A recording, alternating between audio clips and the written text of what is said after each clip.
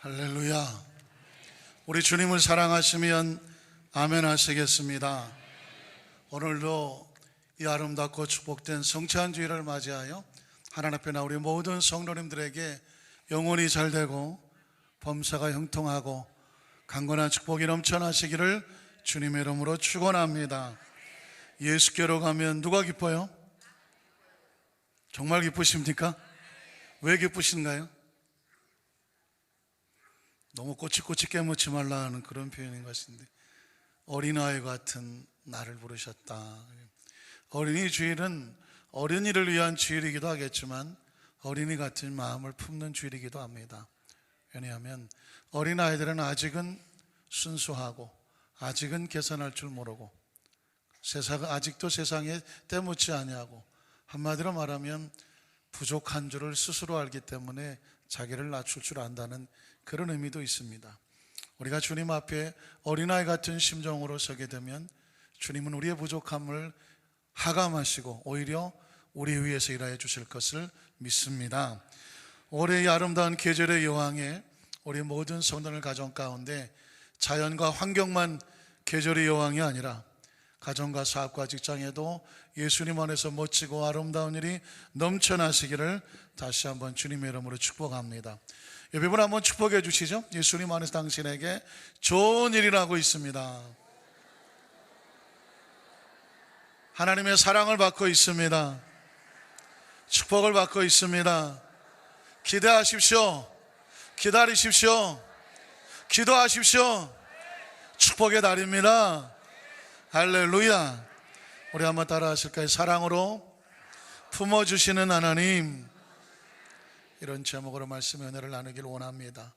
6.25 때 강원도 원주에 한 시골에 다리가 있는 근처에 미군 장교 하나가 운전병과 함께 집차를 몰고 가게 됐습니다.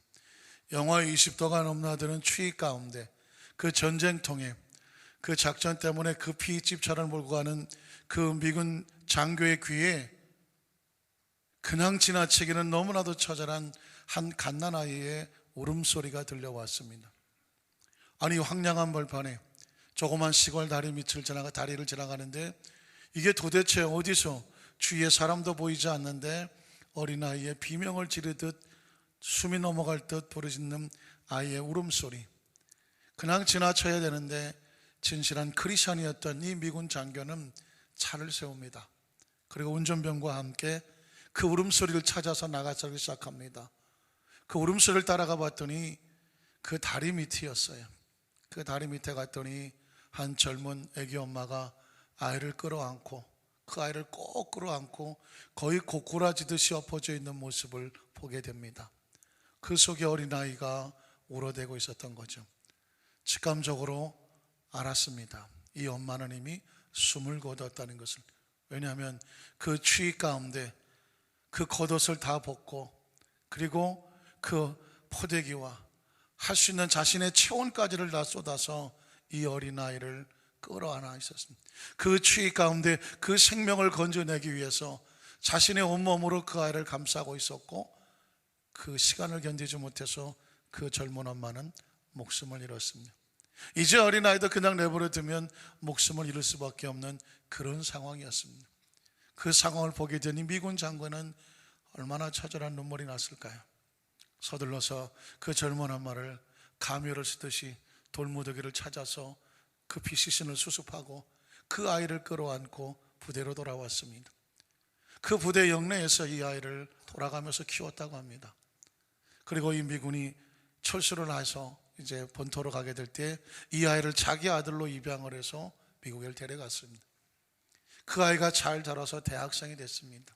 늘 궁금하게 생각하는, 자신은 동양 사람인데 어떻게 미국 사람을 아버지라고 부를까 늘 궁금해하는 그 아이에게 이제 비로소 지나간 얘기를 합니다.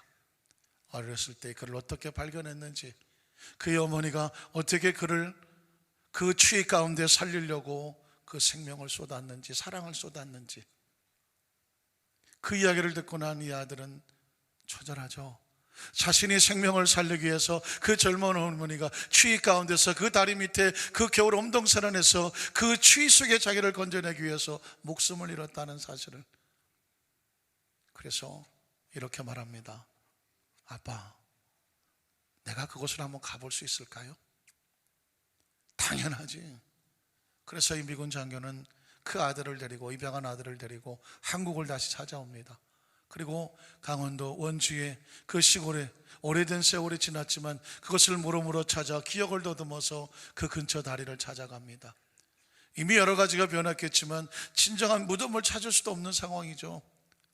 그때 여기가 이 다리라고 얘기를 하자 이 아들이 거기서 그 역시 마치 추운 겨울이었는데 자기 겉옷을 다 벗습니다. 그리고 그 어머니가 누웠었던 그 웅크렸던 다리 밑에다가 자기의 옷을 다 펴니다. 그리고 이렇게 말합니다. 어머니, 얼마나 추우셨어요. 얼마나 추우셨어요.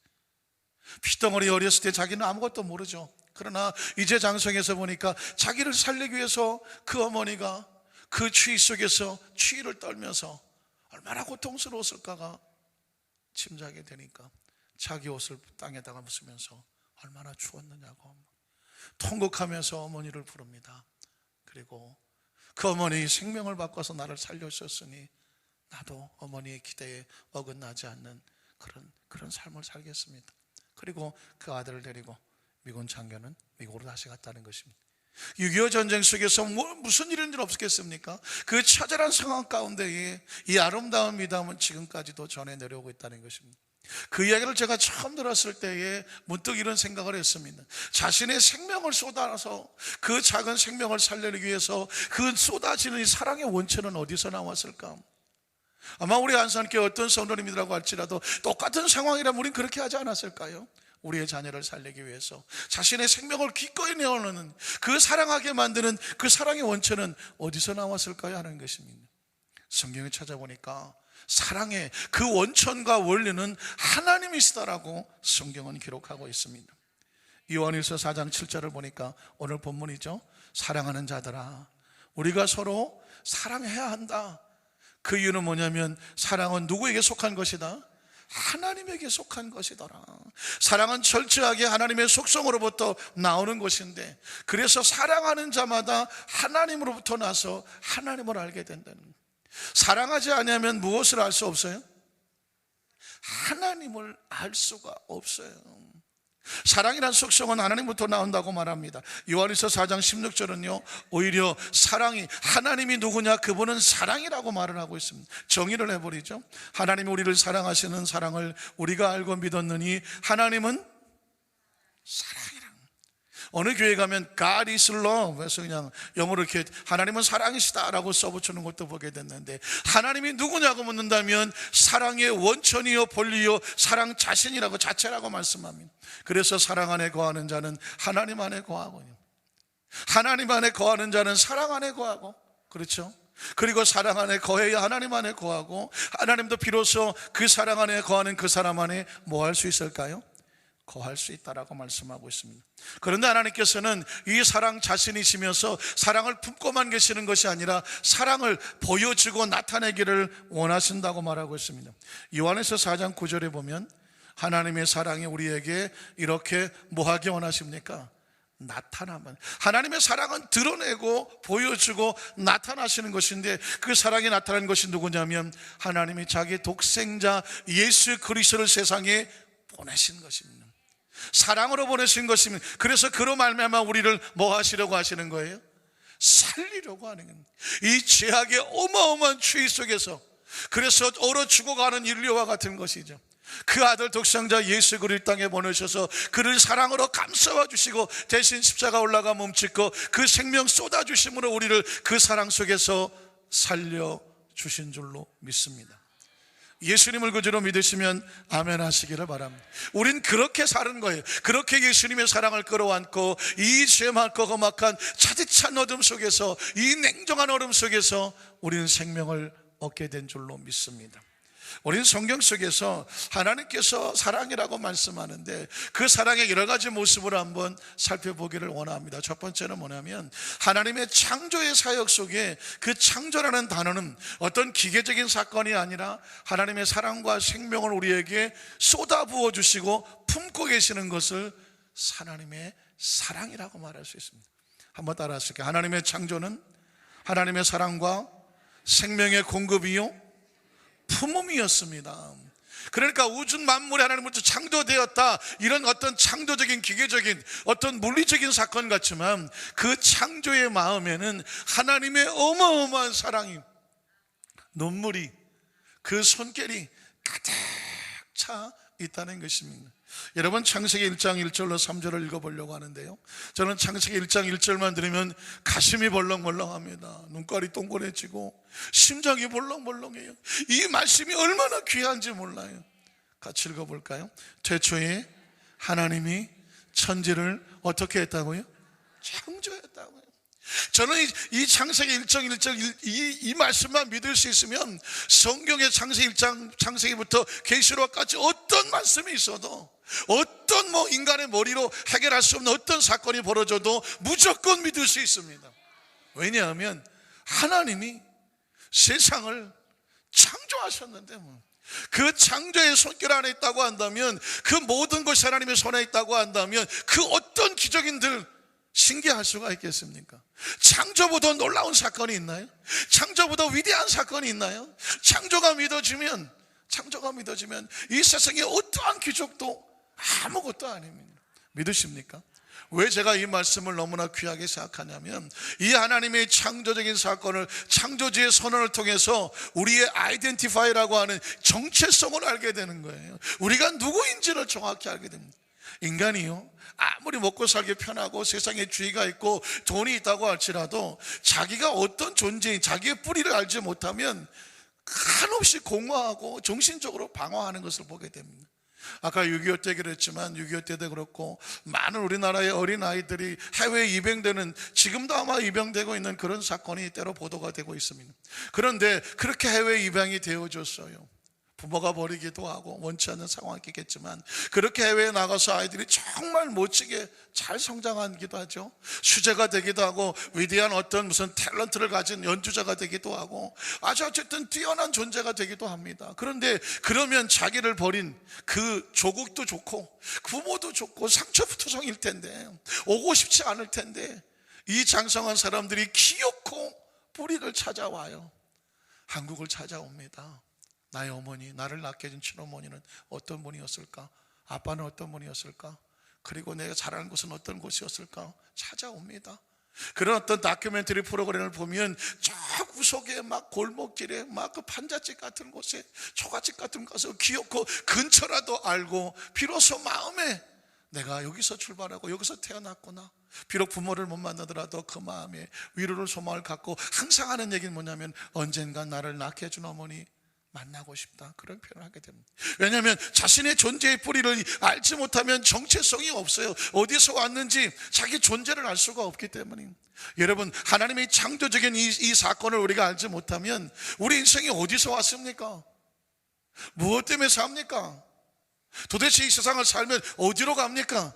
이 근본적인 문제를 해결하지 못합니다. 인류 역사 속에서 머리가 좋다고 하는 철학자들, 그 어떤 그 종교학자들, 어떤 그 수련하는 사람들, 그들의 모든 가지고 있는 퀘션이 뭔지 아십니까? 나는 누구인가? 나는 어디서 왔는가? 무엇 때문에 세상은 사는 것인가? 이 세상을 살면 어디로 가는가? 이것 때문에 지금도 고민해요. 철학적인 가장 중요한 난제이기도 합니다. 사랑하는 성도 여러분, 그런데 성경은 한마디로 선포하지 않습니까? 하나님이 세상을 창조하셨다는 것입니다. 여러분, 이 천지 창조의 사건을 통해서 우리는 하나님으로부터 왔음을 믿습니다. 원래 알고 있기 때문에 별로 반응이 없으시죠? 우리는 하나님으로부터 왔습니다. 설레이지 않아요? 하나님 안에서 왔습니다. 그리고 하나님 안에서 이 땅의 삶을 살아갑니다. 그리고 우리는 이 땅을 떠날 때, 나가리 같은 삶을 떠날 때 어디로 갑니까? 확신합니까? 우린 정말 천년만년 살고 싶죠? 이 세상에서 살고 싶죠? 옛날 속담에 보니까 개똥밭에 불러도 어디보다, 저승보다 이승이 낫다 그랬습니다. 그렇습니다. 눈에 안 보이니까, 그냥 어디서 왔는지 모르니까 그렇게 개똥밭에 불러도 이승보다, 저승보다 이승이 낫다고 말했어요. 그러나 여러분, 우린 그렇지 못하다는 걸 알아요. 100년 안짝이면 다 이 세상을 떠나게 됩니다. 그런데 어디로 갑니까? 창세기 1장 1절에 보니까 하나님으로부터 왔으니 어디로 가요? 하나님께로 가는 줄로 믿습니다. 자, 그런데 하나님이 없는 세상은, 삶은 어떤지 아십니까? 2절에 보니까 땅이 혼돈하고 공허하며 흑암의 깊음 위에 있고 하나님의 영은 수면 위에 운행하시더라. 그러니까 여러분, 혼돈이라는 단어는 혹시 영어 단어에 보면 chaos라는 말, 혹시 카오스 뭐 이런 표현을 쓰는데 무질서 상태입니다. 하나님의 창조의 질서가 없는 무질서한 상태를 혼돈하다고 말하는데, 이 땅의 어떤 삶도 하나님과 분리돼서 그 혼돈하지 아니할 사람이 없어요. 오늘 여러분, 우리가 크리스찬이지만 우리가 하나님을 떠나서 우리가 죄의 상태로 들어가면 우리의 영적인 상태는 뭐가 됩니까? 케이오스예요. 혼돈이 와요. 처절한 절망과 단절과 어둠 속에서 그 죄책감에 몸부림치는 고통을 여러분 아십니까? 전 알아요. 우리 안산교회 성도들은 죄를 지어본 적이 한 번도 없어요. 다른 목사가 뭔 소리 하는지 경험을 해봤어야지.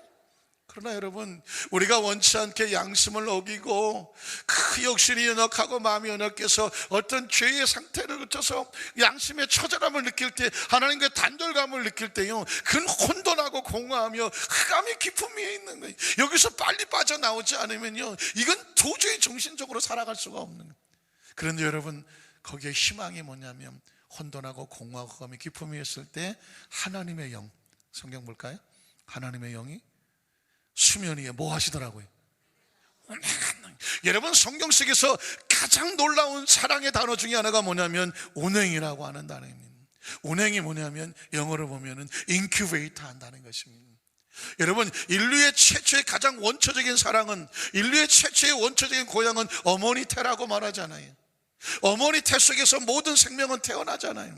그러니까 가장 최고의 사랑은요, 어머니 태에서 인류는, 이 어린 생명은 생사랑을 품는 거예요. 어머니는 모든 아픔과 그 모든 힘든 수고를 다 감당하면서 그 10달의 산고 속에서 태 속에 아이를 품는 거예요. 그리고 사랑으로 품었다가 사랑으로 출산을 하는 거예요. 그리고 그 아이가 성장할까지 그 어떤 부모가 무시하고 내버려 둡니까? 장성에도 어머니 아버지는 사랑을 품는 거예요. 이 세상을 떠날 때까지 어머니 아버지의 가슴 속에 자식은 가슴에 있는 것이고 항상 기도 속에 있는 줄로 믿습니다. 그거를 인큐베이터라고 말을 해요. 태 속에 있던, 가슴에 있던 인큐베이터를 사랑하는 거예요.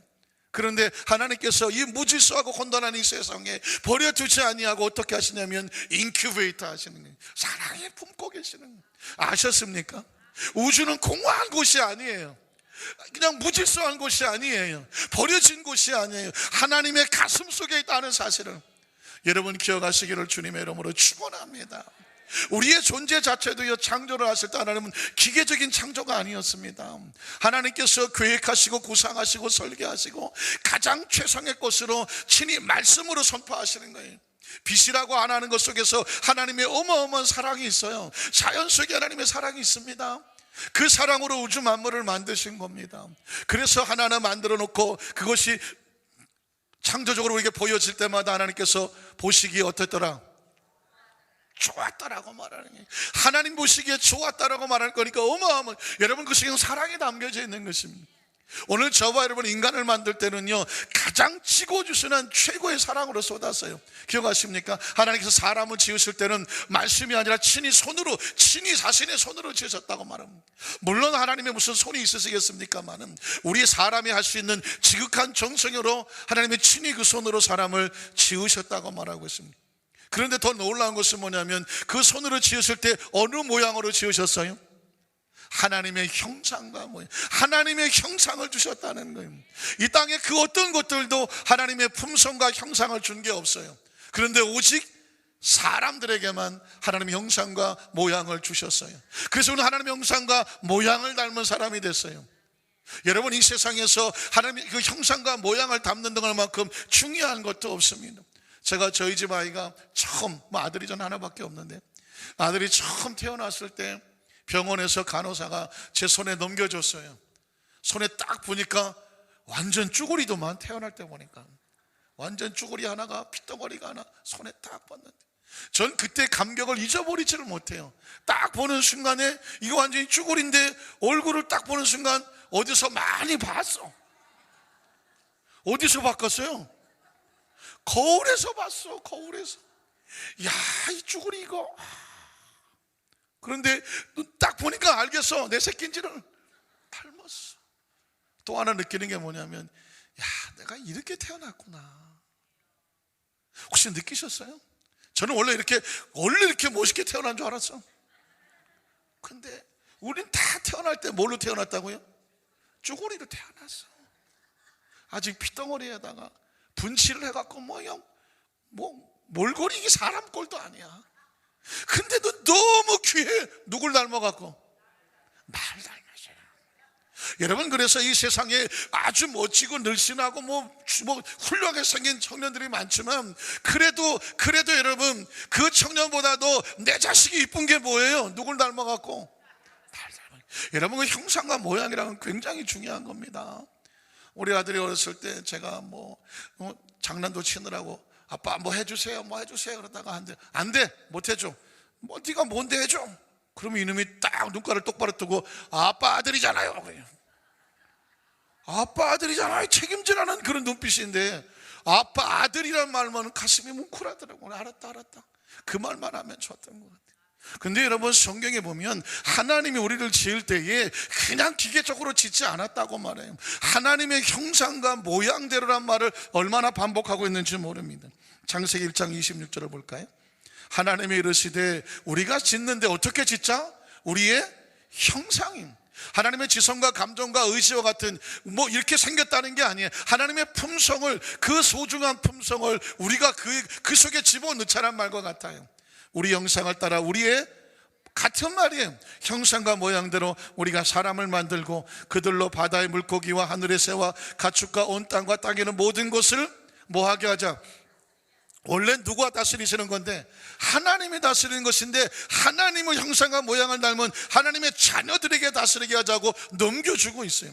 27절에 보니까 하나님이 또 자기 형상이, 이게 얼마나 중요한지 몰라요. 인간이 만물의 영장이고 다른 동물들과 다른 이유가 뭐냐면 하나님의 형상을 가졌기 때문이에요. 곧 하나님의 형상대로 사람을 창조하시되 남자와 여자를 창조하시고, 자, 형상뿐만 아니라 28절에 보면 하나님의 사랑이 폭포수처럼 쏟아지는데, 그 하나님 형상과 모양을 닮은 사람들에게 무엇을 주셔요? 복을 주시는 거예요. 여러분, 복은 기계적이 아니에요. 마음의 정성의 눈물과 사는 요것만 마음도 없이 그냥 복 받아라 그런다고 하면 이건 기계죠. 이건 자판기예요. 여러분, 자판기가 우리에게 사랑을 주진 않아요. 그러나 여러분, 하나님께서 사람을 지으시고 거기에 형상과 모양만 주실 뿐 아니라 넌 어떻게 살아야 돼? 복 받고 살아야지.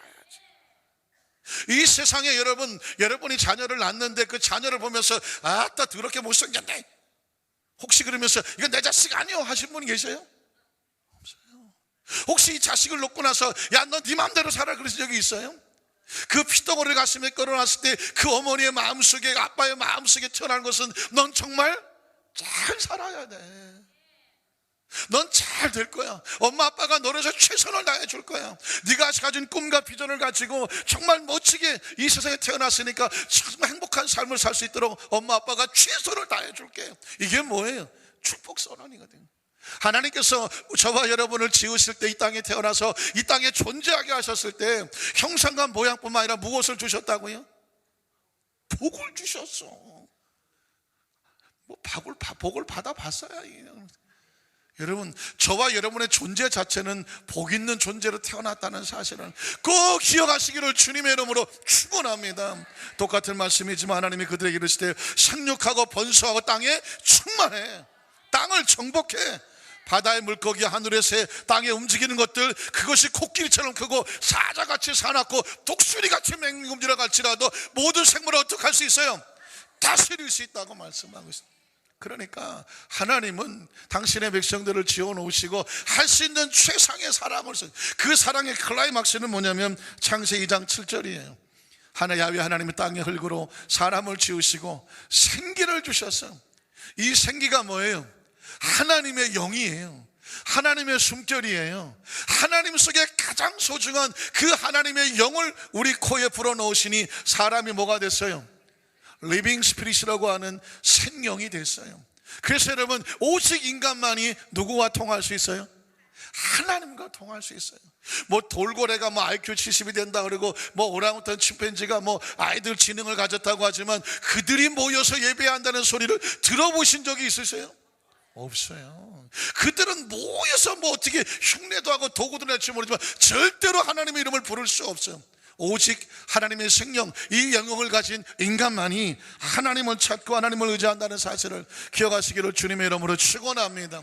여러분, 이 사실이 왜 중요하냐면 하나님의 사랑이 우주를 품고 있는 것처럼, 하나님의 사랑이 이 세상을 품고 있는 것처럼 하나님이 저와 여러분의 존재 자체를 품고 있다는 사실을 꼭 기억하시기를 주님의 이름으로 축원합니다. 인간이 이 땅에 태어나면서 때로는 사람에게 외면당하기도 합니다. 버림당하기도 합니다. 태어나서 지금까지 상처투성이로 그 가슴에 처절한 절규를 하고 있기도 합니다.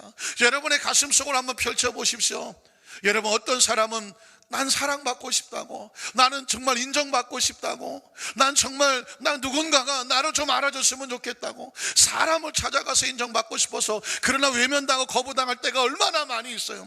혹시 사람에게 외면당하고 거부당해서 절대로 낙심당하고 상처받을 것도 없어. 왜냐하면 우리 존재 자체는 하나님의 사랑으로 품어진 존재예요. 하나님의 그 형상을 가진 존재예요. 하나님의 복을 주신 존재예요. 그러니까 세상이 혹시 우리를 골대하더라도, 세상이 조금 무시하더라도, 세상에 거부를 당하더라도 그런 것 때문에 상처받을 그런 자화상을 가진 존재가 절대로 아니에요. 그래서 여러분, 이 시간 이후에 절대로 지나간 과거 속에서 혹시라도 만에 하나 부모님에게 어렸을 때 당한 상처 때문에 아직도 눈물을 흘린다면, 형제간에 당한 상처 때문에 아직도 눈물을 흘린다면, 친구와 동기 가운데 당한 상처 때문에 아직도 눈물을 흘린다면, 그런 상처받을 나약한 자화상이 아니라 하나님의 사랑으로 품고 계셔서 천하의 어떤 것도 손댈 수 없는 복된 존재라는 사실은 여러분의 마음속에 꼭 기억하시기를 주님의 이름으로 축원합니다. 그래서 여러분, 혹시 이런 찬양을 기억하십니까? 당신은 사랑받기 위해 태어난 사람. 그 찬양 너무나 잘하고 제가 주례할 때마다 이 찬양을 부르는데 문득 후렴에 가니까 태초부터였었대. 하나님의 사랑은 태초부터였었대. 같이 불러볼까요?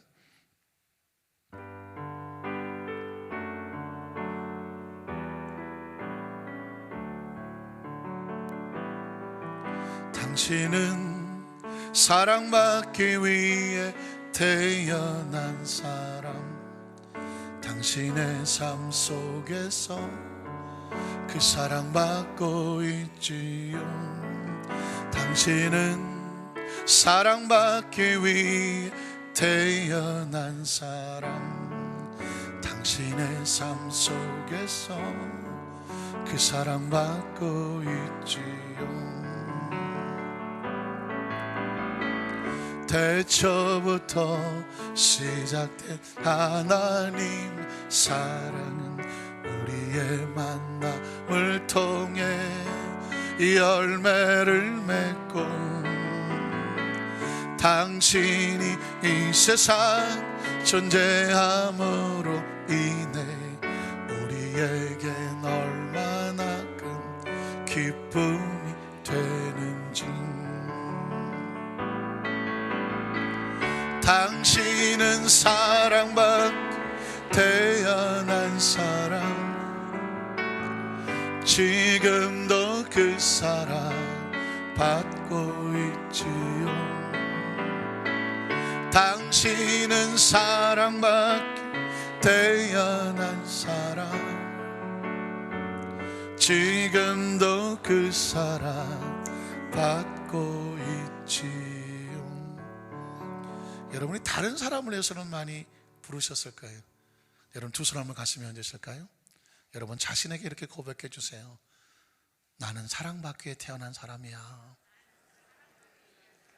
나는 지금도 사랑받고 있어. 할렐루야.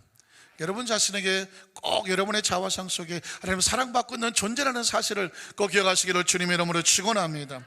또 하나, 주님의 사랑은 뭐냐면, 그래서 하나님의 자녀들이, 그 사랑받기 위해 태어난 하나님의 자녀들이 혹시라도 시련과 고난의 고통과 역경을 지나갈 때에 어떻게 하실까요? 절대로 홀로 내버려 두지 아니하시고 가슴에 끌어안고 가시는 하나님의 사랑이 있다는 사실을 꼭 기억하시기를 주님의 이름으로 축원합니다.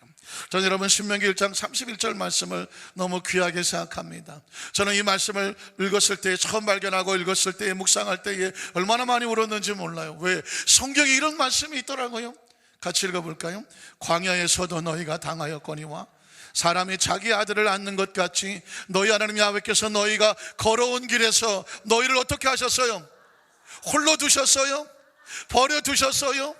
광야의 고통 다 당하게 하라고 하셨어요? 어떻게 하셨어요? 안아주셨어요.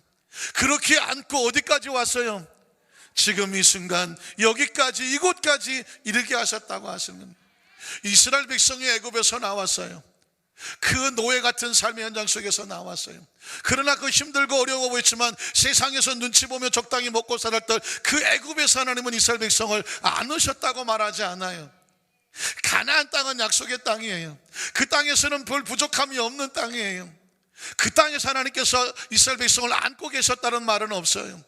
그런데 어디에서는, 광야에서는 아무것도 먹을 것도 없고 입을 것도 없고 하나님이 도와주지 아니하시면 아무것도 할 수 없는 처절히 버려지고 시련과 고난인 것 같은 그 광야에서는 하나님께서 어떻게 하셨냐면 옆에 서주신 것만 아니라 가슴이 어떻게 하셨어요? 안고 가셔서. 무슨 뜻입니까? 하나님의 사람이 이 땅에서 신앙을 지키고 믿음을 지키기 위해서 외로운 그 길을 걸어가는 동안에 십자가 바라보고 하나님 뜻대로 살려고 몸부림치며 걸어갈 때에, 아무도 주위에 없을 때에, 누구 하나 나 도와주지 않을 때에, 누구 하나 나에게 다들 손잡아주지 않을 때에, 홀로 남은 것 같은 그 처절한 그 광야 길에서 그때 비로소 하나님은 이렇게 말씀하신, 이제는 내가 너를 안고 간다고 말씀합니다. 사랑하는 성도 여러분, 전 여러분을 보면 눈물이 나요. 왜 눈물 날까요? 크리스찬들이란 단어는 눈물 나는 단어예요. 세상은 점점 악해지고 있다고 하죠. 세상에 인간이 살아가기는, 인간답게 살아가기는 너무 악해진 세상이라고 말해요. 이구동성으로 이 험악한, 갈수록 힘들어요. 신앙생활하기 갈수록 힘들어요. 의롭게 살기 정말 힘들어요. 착하게 살기 정말 힘들어요. 정말 인간답게, 사람답게 살기 힘들어요.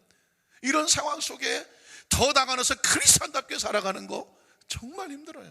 왜냐하면 나도 하고 싶은 게 있잖아요. 나도 내 마음대로 하고 싶잖아요. 우리도 마음대로 하고 싶잖아요. 마음대로 가고 싶잖아요. 마음대로 즐기고 싶잖아요. 나도 우리도 마음껏 수단방거리고 정말 세상에서 손에 쥐고 싶은 거 있잖아요.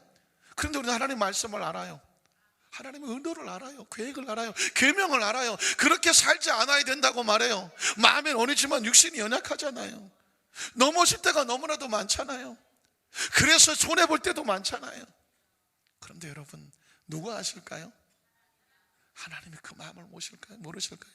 저도 여러분을 보면 눈물 나는데요, 하나님께서 여러분 한 분 한 분에게 그 상황 처지 속에서 믿음으로 살려고 홀로 외로운 싸움을 할 때에 하나님은 아셔요. 그래서 세상이 안 알아줄 때 누가 안아주시는 거예요? 하나님이 안아주셔요. 오늘 이 시간에 여러분을 안고 계시는 하나님, 그 하나님의 마음을 느낄 수 있는 귀한 은혜가 있기를 주님의 이름으로 축원합니다. 우리가 비록 원하지 않게 죄에 넘어지고 쓰러지더라도요, 하나님께서는 그 사랑으로 죄인을 이렇게 안아주시겠다고 말씀을 하셨습니다.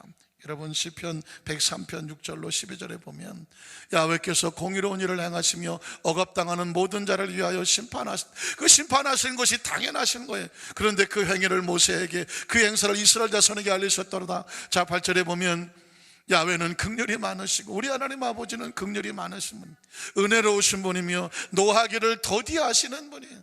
여러분, 승질대로, 생각대로, 감정대로, 그리고 계명대로 있어서 잘못하면 심판한다고 하면 날마다 노하셔야 돼. 그러나 노하기를 더디한다는 것은 오래 참고 기다려주신다는 것입니다. 인자하심이 풍부하시다고 말합니다. 9절에 보니까 자주 경책하지 않아요. 어떤 잘못했다고 그때마다 때려서 쳐서 그리고 심판하고 정죄하시는 것이 아니, 너를 영원히 품지 않아. 때로 우리에게 우리를 깨우쳐 주시라고 화를 품으셨다고 할지라도 영원히 품지는 않아. 다른 말로 말하면 뒤끝이 없어요. 그죠? 하나님께서 너 지난번에도 잘못했잖아, 이번에 또 잘못했냐, 지나간 과거를 둘치지 않아요. 여러분, 10절에 보니까 뭐라고 말해요? 우리의 죄를 따라 우리를 처벌하진 않아요. 우리의 죄를 따라 우리가 처벌받았으면 살아남지도 못해요. 우리의 죄악을 따라 우리에게 그대로 갚아주시는 분이 아니에요. 11절에 보니까 이는 하늘이 땅에서 높음같이 하나님이 그를 경외하는 자에게, 여러분 죄 속에 죄를 즐기는 자가 아니에요. 믿음으로 살려고 몸부림을 치른다가 원치 없게 육신이 연약하여 그 죄에 넘어지는, 그러나 그 마음에 주님을 경외하는 자에게는 어떻게 대하냐면 율법과 심판으로 대하는 것이 아니라 인자하심으로 대해 주시는 거예요. 12절에 보니까 그래서 동이 서에서 먼 것 같이 우리의 죄가를 우리에게서 어떻게 해주셔요? 멀리 옮겨주셔요. 멀리. 그리고 13절에 보면 이렇게 말씀해요. 아버지가 자식을 긍휼히 여김같이 야훼께서는 자기를 경외하는 자를 어떻게 여겨주신다? 긍휼히 여겨주세요. 하나님은 저와 여러분을 긍휼히 여겨주셔요. 여러분 실수할 수 있고 실패할 수 있고 낙심할 수 있어요. 면목이 없을 수도 있어요. 그러나 포기하지 마세요. 그러나 절망하지 마세요. 뒤로 물러서지 마세요. 하나님 아버지께서는 긍휼히 여기심으로 그 모습 그대로, 상처 입은 모습 그대로 끌어안아 주시길 원하세요. 14절이 준비가 됐는지 모르겠지만 14절에 보면, 시편 103편 14절에 보면은 그렇게 주시는 이유가 있는데 뭐냐면 하나님께서 우리의 체질을 아신다고. 체질이 뭐냐면 진토예요. 먼지와 흙이에요. 우린 연약할 수밖에 없어요. 넘어질 수밖에 없어요. 쓰러질 수밖에 없어요. 그래서 그대로 우리에게 심판하지 않아요. 안아서 세워서 성장하고 성장할 수 있도록 하나님께서는 우리를 안고 계시는 줄로 믿습니다. 같이 읽어볼까요? 이는 그가 우리의 체질을 아시며 우리가 단지 뭐예요? 흙과 먼지로 지어진 것을 기억하시기 때문이에요. 그래서 하나님 우리를 절대로 포기하지 않아요. 성장하고 성숙하고 강하고 단단해질 때까지 뭐 해주신다고요? 기다려주시는 것입니다. 여러분, 저는 모래에 난 발자국이라는 시를 처음 읽었을 때에 이 말씀과 비추어서 참 많이 눈물을 흘렸어요. 이제는 너무 많이 들어서 감동도 없을지 몰라요. 그러나 한번 상기해 보세요. 한 크리스찬 시인이 하루는 꿈을 꾸는데 꿈속에 긴 모래사장에서 주님과 함께 걸어온 2개의 발자국이 보였습니다. 얼마나 감사할까요? 이 나그네 같은 인생의 삶 속에서 나 혼자 살아온 줄 알았는데 주님이 함께 옆에서 동행해 주셨다고 하니까 얼마나 감사해요. 그런데 얼마 지나지 않아서 보니까 모래에 난 발자국이 하나밖에 없는 거예요. 한 사람만 난 발자국이 걸어갔어요. 그 시절을 가만히 보니까 너무너무 힘들고 어려울 때예요. 사람에게 배반당하고 배신당하고 경제적으로 힘들고 또 몸도 영 편치 않았을 때, 정말 절실하게 도움이 필요했을 때인데 야속하게도 발자국은 하나밖에 없었어요. 마음이 서운해졌어요. 주님 앞에 이렇게 물을 수밖에 없었어요. 정말 제가 필요한 시기에 왜 주님은 저를 홀로 두셨어요? 왜 날 홀로 두셨어요? 야속하잖아요. 그때 주님이 하셨던 말씀은 이런 말씀이었어요. 그 발자국을 한번 자세히 살펴볼래? 아차 싶어서 발자국을 살펴봤더니 그 발자국은 자신의 발자국이 아니었어요. 누구의 발자국이었어요? 주님의 발자국이었어요. 무슨 뜻인가요? 그 정말 힘들고 어려울 때는 주님이 우리를 안고 가신 거예요. 업고 가신 거예요. 그때 깨달았어요. 우리 주님은 한 번도 나를 떠나신 적이 없으십니다. 우리를 홀로 두신 적이 없어. 그 시련의 광야를 지날 때는 업고 가시고 안고 가시는 거예요. 사랑하는 성도 여러분, 혹시 지금 가장 힘들고 어려운 시기를 지나가고 계십니까? 가장 아프고 눈물 나는 시기, 외롭고 쓸쓸한 시기를 지나가고 있습니까? 불안하고 초조하십니까? 기억하십시오. 광야를 지난 이스라엘 백성을 가슴이 안고 가셨고 정말 힘들고 어려울 땐 주님이 업으셨다고 말씀하고, 지금 여러분을 안고 계시는 주님, 그분의 사랑을 기억하시기를 주님의 이름으로 축원합니다. 마지막 세 번째로 그 사랑이 우리에게 나타나야 될 분이 바로 예수님인데, 예수님 역시 우리에게 사랑과 용서로 품어주시며 사역하셨습니다. 여러분, 요한복음 3장 16절을 우리 한번 같이 읽어볼게요. 요한복음 3장 16절, 하나님이 세상을 이처럼 사랑하셨습니다. 품고 계셨던 하나님, 광야를 지날 때 안고 가셨던 그 하나님, 이제는 이걸로 안 돼요. 그 사랑이 우리와 함께 계시고 싶으셔요. 그래서 그 사랑으로 독생자, 우리의 육신을 입고 이 땅에 오셔서 하나님이 찾아오셔서, 그래서 그를 만나는 자마다, 그를 영접하는 자마다, 그 안에 들어오는 자마다 뭐 하지 아니하고 멸망하지 않아요. 하나님의 뜻은 우리가 멸망하는 것이 아니에요. 어떻게 만들어 놓은 생명인데, 누구의 형상이 있는 생명인데, 뭐 어떻게 해서 복을 준 생명인데 그 생명이 멸망하기를 원하시겠습니까? 원하지 않아요. 저와 여러분이 멸망하기를 절대로 원하지 않아요. 어떻게 하기를 원하세요? 영원한 생명을 얻고 하나님 은혜와 사랑 속에 거하기를 주님께서 원하시는 줄로 믿습니다. 그래서 예수님이 죄인을 만났을 때 어떻게 하냐면 그 죄를 다 끄집어낸 것이 아니라, 요한복음 8장에 보면 현장에 가늠하 잡힌 여인을 붙잡고도 말씀하기를 나도 너를 정죄하지 않는다고 말했어요. 예수님이 죄를 들춰내려오신 분이 아니에요. 우린 죄의 연약한 존재이긴 알기 때문에 죄가 얼마나 아픈 것인가 알려주고 다시는 죄를 뭐하지 마라, 범하지 말라고, 죄의 상처로부터 분리시켜주고 회복시켜주러 오신 분이에요. 뿐만 아니라 병든 자를 만났을 때 성경에 보면 단 한 사람도 그냥 간 사람이 없어요. 예수님을 만나면 다 고침을 받았다고 말씀합니다. 왜냐하면 그분이 생명이기 때문에. 그분은 그냥 기계적으로 고치는 게 아니에요. 사랑으로 고치는 거예요. 주님은 그 불쌍히 여김과 긍휼히 여김으로 당신의 백성들을 만나셨습니다. 마가복음 6장 34절에 보면 예수께서 나오사 큰 무리를 보시고 그 목자 없는 양 같음으로 인하여 어떻게 여기셨어요? 불쌍히 여기셨어요.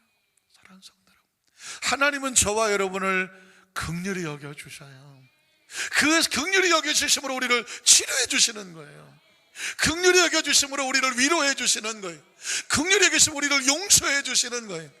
그리고 성령의 능력도 긍휼히 여겨주심으로 우리에게 강하고 담대할 수 있는 하늘의 능으로 덮어주시는 것이고요.